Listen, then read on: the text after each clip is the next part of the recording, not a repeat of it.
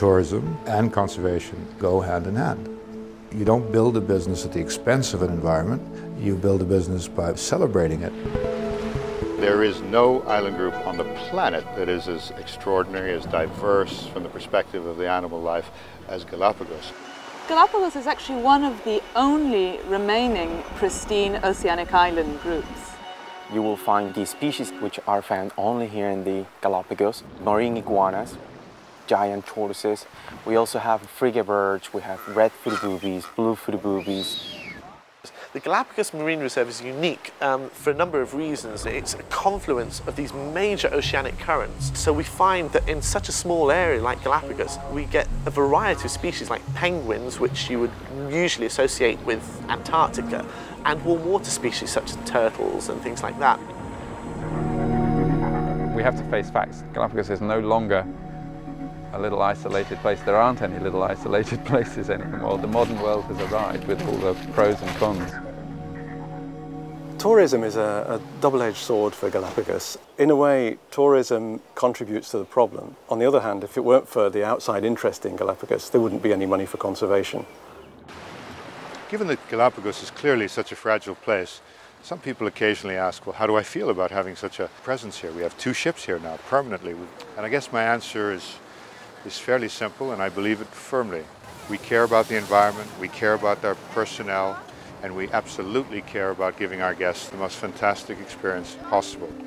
And while doing that, I think that we create a whole community of people that care about these islands and will be part of their long-term stewardship.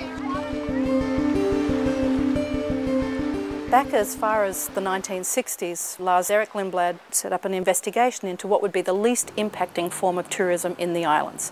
The results of that are basically the Galapagos National Park rules that we see today. I think we have to think about how to change the model of tourism. In that context, I think Lindblad's model is very interesting. The whole idea that Lindblad is doing ecotourism is very important for the future of the Galapagos Islands. We've been involved in one way or another, largely conservation and other elements of community development for the last 10 years. So we have a vibrant fund which raises about $500,000 a year in donations from our guests.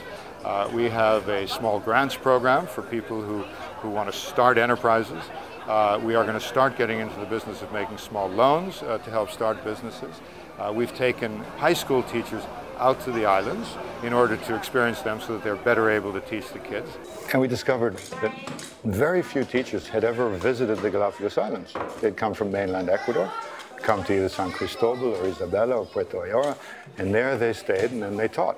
And here you have a whole bunch of kids whose future is going to be entirely dependent on the natural assets of the Galapagos Islands. So we thought, why don't we take these teachers out, expose them to these islands, expose them to some people who can give them materials so that they can incorporate this in their curriculums, and they'll have way, way greater value to the student body that they're trying to inspire for the future. As of, I think, last month, I think we've taken every single high school teacher in the Galapagos Islands out to the islands.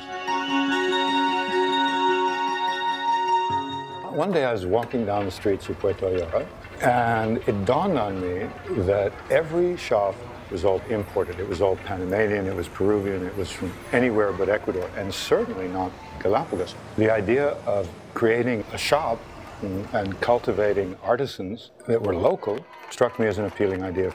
So I'd heard of Aid to Artisans. I had a lot of respect for the organization. They were very, very intrigued with the possibility, and that's how it all started. What's exciting about our project with Lindblad is that you have a major travel organization teaching craftspeople and artisan groups how to create products with their incredible skill set to the tourist lifestyle, to the tourist needs. By paying attention to that need, you're connecting one of the largest economies in the world, which is the travel industry, with one of the most significant forms of income generation in the world. And the results of that are just, it's exciting.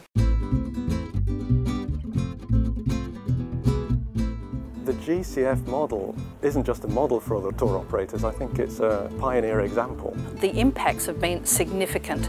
We've seen the recovery of the bird life, we're seeing a spectacular recovery of the plant life, environmental education, outreach programs, initiative programs with the local community, and then of course the very direct impact of supporting long-term key programs in terrestrial management as well. 90,000 people visit the Galapagos annually. We take about 5% of those people, and if the other 95% develop programs that have some similarity, we as a tourist industry could in fact be responsible for the major funding that these institutions need to do their job, deal with their stewardship. And so the effect of this kind of initiative is not just what we do, but it's ultimately what then all the other companies do.